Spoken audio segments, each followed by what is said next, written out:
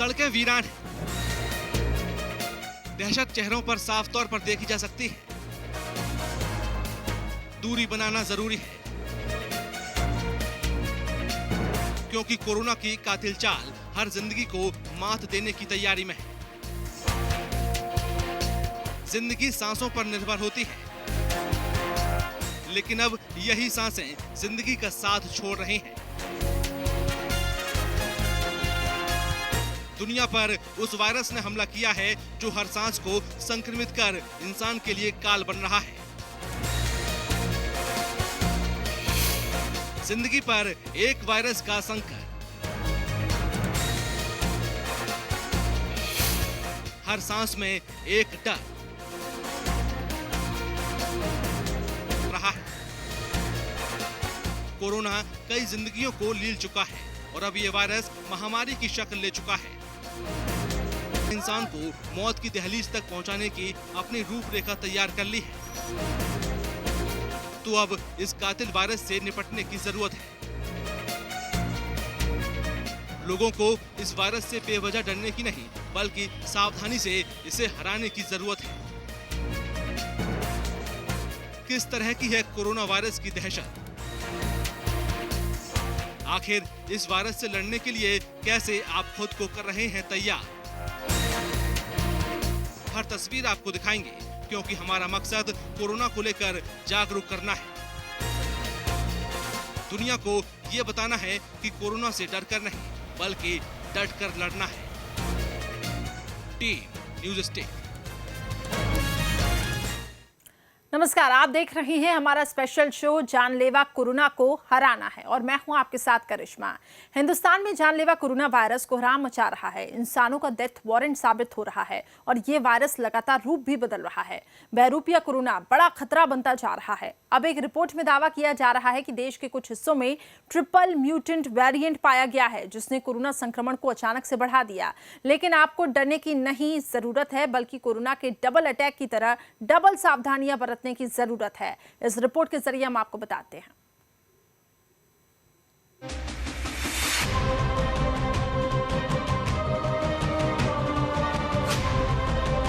Corona के नए strain से हिंदुस्तान में हाहाकार।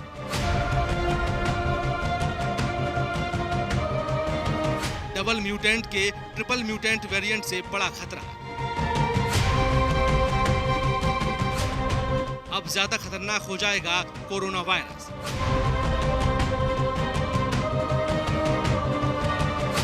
देश में 24 घंटे में कोरोना संक्रमण के 3 लाख से ज्यादा केस सामने आने से हड़कंप मचा है।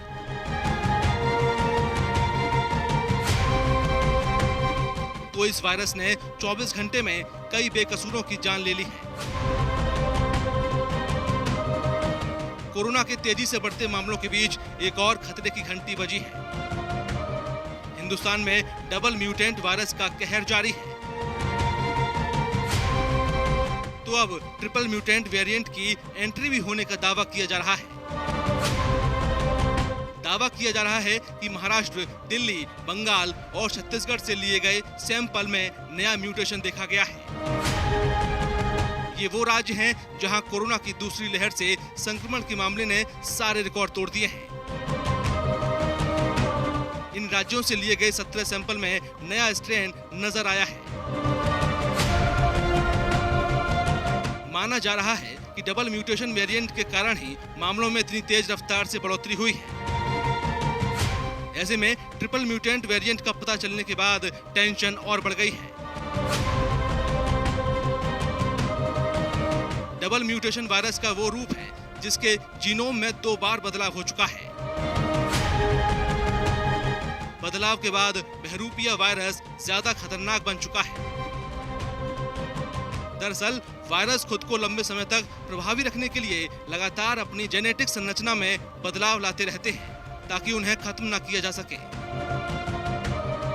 हिंदुस्तान के लिए ट्रिपल म्यूटेंट वेरिएंट काफी खतरनाक माना जा रहा है।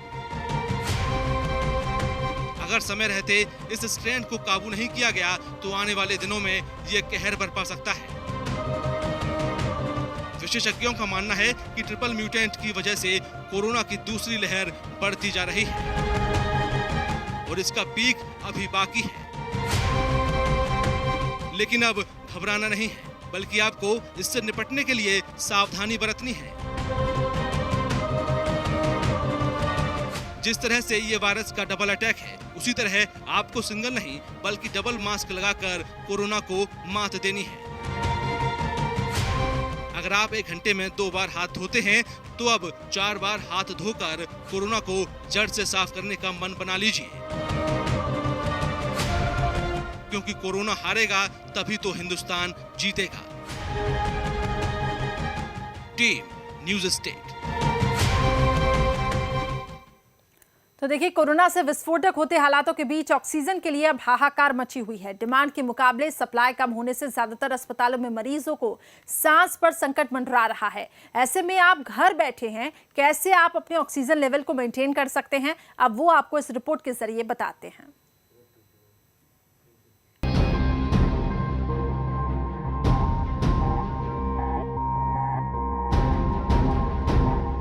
कोरोना से सांसों पर संकट मंडरा रहा है। देश भर में ऑक्सीजन की भारी किल्लत है।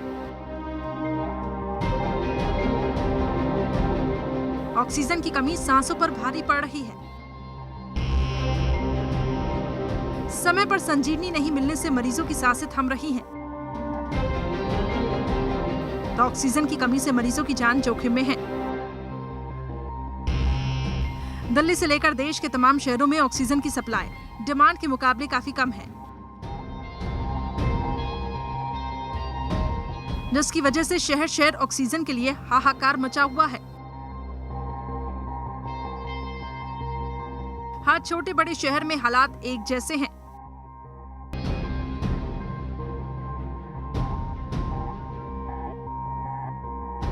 जहां दिल्ली के अस्पतालों में 4 दिन से ज्यादा का स्टॉक रहता था, तो वहां अब चंद घंटे की ऑक्सीजन की सप्लाई बची है। एलएनजेपी अस्पताल में 400 मरीज वेंटिलेटर पर हैं। वहां सप्लाई के बावजूद लगातार ऑक्सीजन की कमी बनी हुई है। कमोबेश ऐसे ही हाल तमाम सरकारी और प्राइवेट अस्पतालों का है।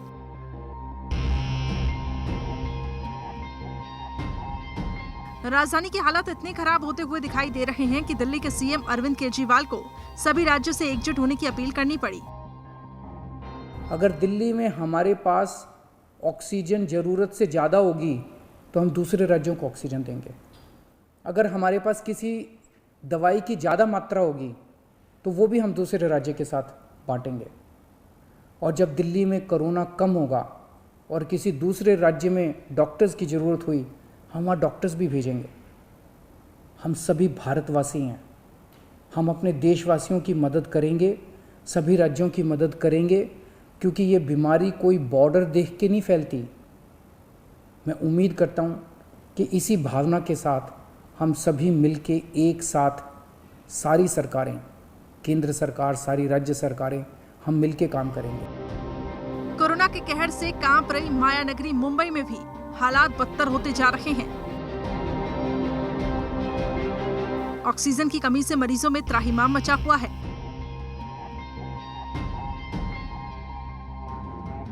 अस्पतालों में ऑक्सीजन की भारी किल्लत है।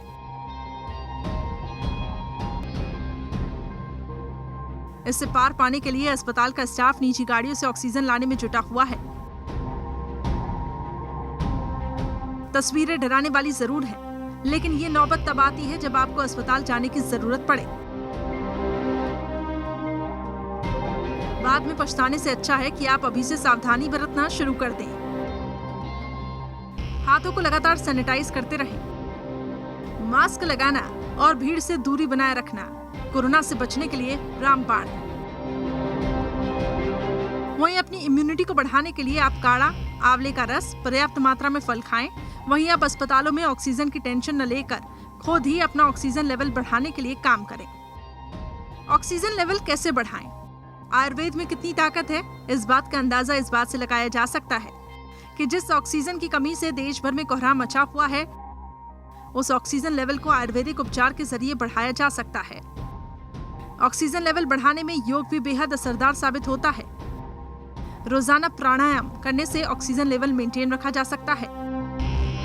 कोरोना काल में रोजाना योग करना लो इम्यूनिटी वालों के लिए बेहद फायदेमंद साबित हो सकता है। वहीं योग सांस लेने की क्षमता को भी बढ़ाता है।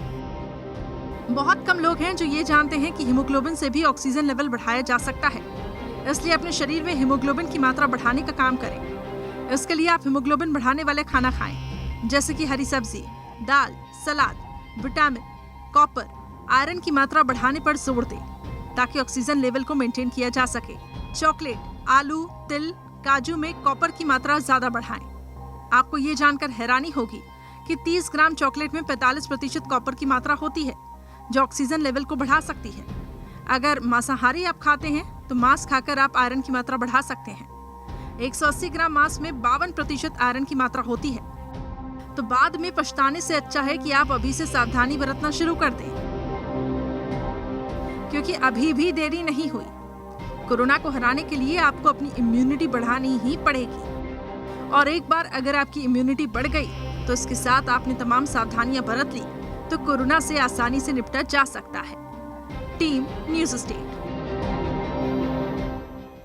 तो देखिए, ऑक्सीजन की सप्लाई सुनिश्चित करने के लिए सरकार की तरफ से अलग अलग कदमों पर विचार भी किया जा रहा है। ऑक्सीजन की सप्लाई बढ़ाने के लिए कई कदम भी उठाए गए हैं। देखिए,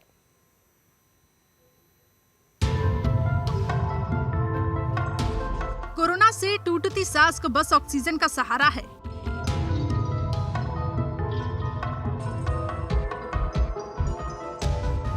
विपदा ऐसी कि डिमांड इतनी ज्यादा है कि ऑक्सीजन की किल्लत की खबरें हर जगह से आ रही हैं। सरकार की तरफ से कमी को पूरा करने के लिए कदम भी उठाए गए। सरकार की अपील के बाद स्टील कंपनियां आगे आई हैं। स्टील कंपनी ऑक्सीजन की सप्लाई कर रही हैं। ये तस्वीर विशाखापट्टनम की है। यहां से ऑक्सीजन की जरूरतों को पूरा करने की कोशिश हो रही है। इसके साथ ही ऑक्सीजन की डिमांड को पूरा करने के लिए अंतर्राष्ट्रीय स्तर पर भी प्रयास हो रहा है।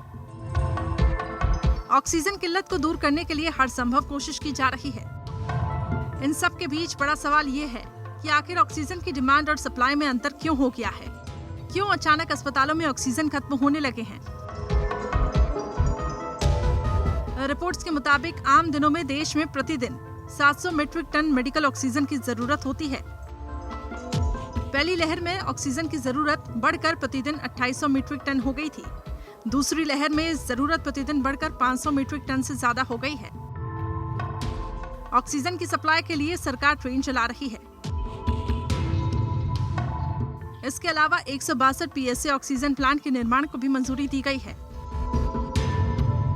जानकारों का कहना है कि कदम तो उठाए जा रहे हैं, लेकिन हालात तभी सुधरेंगे जब इन्फेक्शन रेट में कमी आएगी। अब जब सरकारें ऑक्सीजन की कमी को दूर करने में जुटी हुई हैं, ऐसे में कोरोना से जूझ रहे मरीजों से अपील की जा रही है कि अगर आपको कोरोना के लक्षण हैं, आप घर में ही रहकर ठीक हो सकते हैं। होम आइसोलेशन में रहकर खुद ही उपचार करें। अगर आपको लग रहा है कि घर में रहने से डॉक्टर आप पर ध्यान नहीं देंगे, तो ऐसा नहीं है। घर में रहकर भी आप डॉक्टर्स की निगरानी में रहेंगे। समय समय पर डॉक्टर्स आपको फोन करके आपका हालचाल लेते रहेंगे। अगर आपको लगेगा कि आपकी हालत बिगड़ रही है, तब अस्पताल का आप रुख कर सकते हैं। ऐसा करने से उन लोगों को अस्पतालों में बेड मिल सकेगा जिनकी हालत गंभीर बनी हुई है। Team news state. वहीं देखिए, देश भर से इस वक्त कोरोना को लेकर जो तस्वीरें सामने आ रही हैं वो डराने वाली हैं, लेकिन सब कुछ डरावना नहीं है। इस कोविड काल में कई लोग मसीहा बनकर भी सामने आए। ऐसी एक कहानी दिखाते हैं जो आपको इस मुश्किल वक्त में सुकून देगी।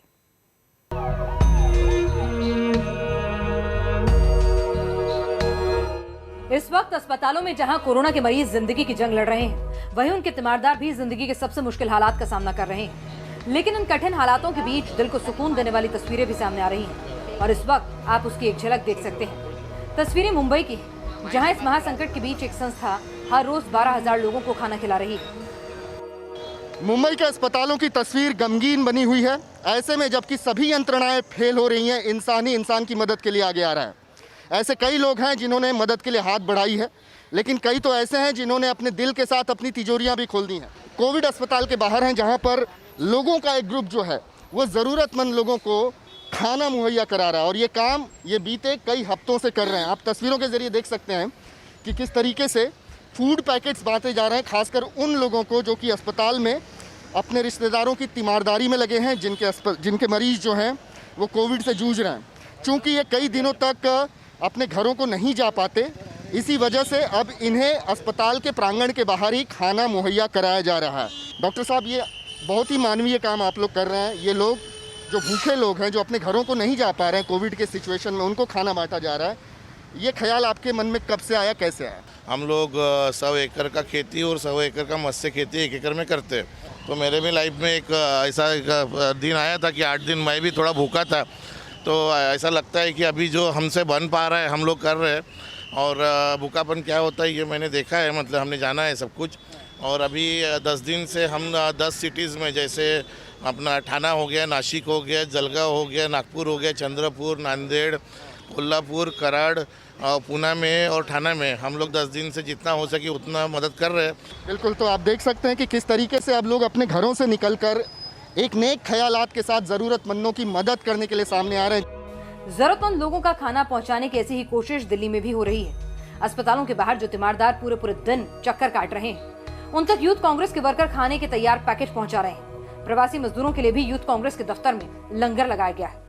पूरे देश में कोरोना ने कोहराम मचा रखा है, लेकिन इसी बीच यूथ कांग्रेस का लंगर फिर से शुरू हो चुका है। अब देखिए, यूथ कांग्रेस के तमाम जो कार्यकर्ता हैं, नेता हैं, वो लगातार लंगर की व्यवस्था कर रहे हैं ताकि जो मजदूर भूखे पड़े हैं, सड़कों पर हैं, अस्पतालों के सामने जो तीमारदार हैं, उनको ये भोजन पहुंचा पाएं। श्रीनिवास जो यूथ कांग्रेस के अध्यक्ष हैं, लगातार उनके नेतृत्व में ये काम चल रहा है। श्रीनिवास जी, लगातार आप लोगों की मदद कर रहे हैं, मदद पहुँचा रहे हैं। अब लंगर फिर से आपने शुरू कर दिया, आज कितने लोगों को खाना खिलाएंगे आप? एवरीडे 2000 सुबह 2000 शाम को खिला रहे हैं। अभी जो ज़्यादा अभी माइग्रेंट लोग कुछ लोग निकल चुका है। अभी ये ज़्यादा हॉस्पिटल में जो मरीज भर्ती है, जो उनके साथ कुछ लोग हैं, कुछ लोग टैक्सी एम्बुलेंस चला रहे हैं, कुछ लोग वहाँ निगम बोध घाट में जो काम कर रहे हैं, तो उन लोग के लिए तो भी खाना तो ज़रूरत पड़ता है, क्योंकि तो वो लोग सुबह से शाम तक काम करते हैं, उसी पैसे से वो लोग ने खाना खाता है।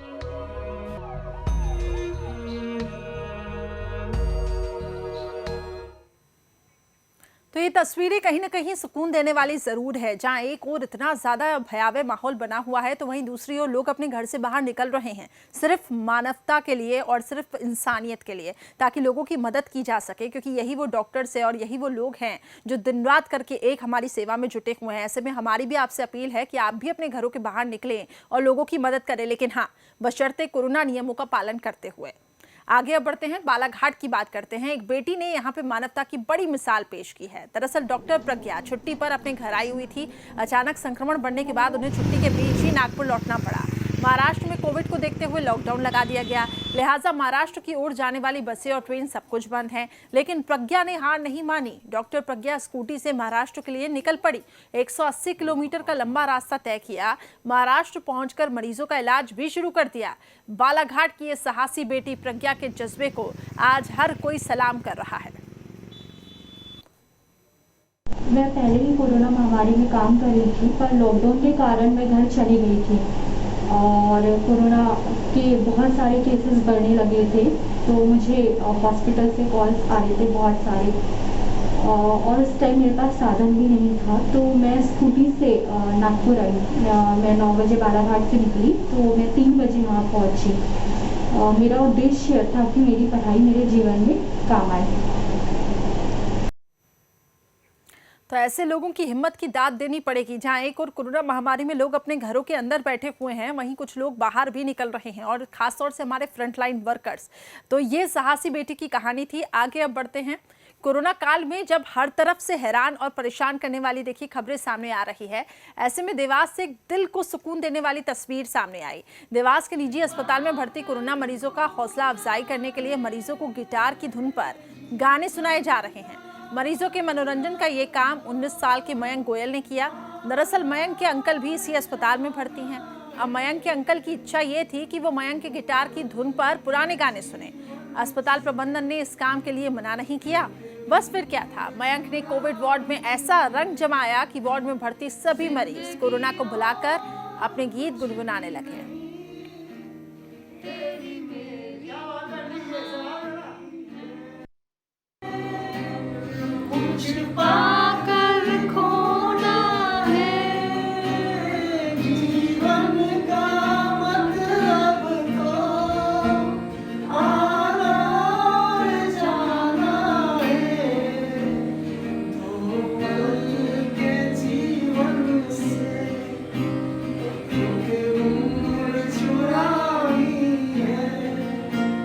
जिंदगी और कुछ भी नहीं, तेरी मेरी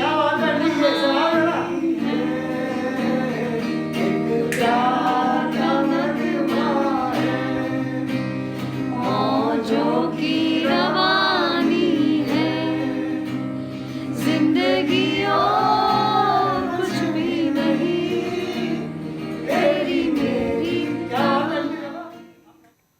तो देखिए, कोरोना को मात देने के लिए सरकारों ने कमर कस ली है, लेकिन अब भी हम आपसे यही अपील कर रहे हैं कि आप जब भी घर में हो या घर से बाहर कोरोना प्रोटोकॉल को न भूलें, क्योंकि जरा सी लापरवाही आपको और आपके परिवार को मुश्किल में डाल सकती है। फिलहाल हमारी खास पेशकश में इतना ही। जानलेवा कोरोना को हराना है और इसी मकसद के साथ आगे भी हम आपको इसी तरह से जागरूक करते रहेंगे। तमाम खबरों के लिए आप बने रहे न्यूज़ स्टेट के साथ।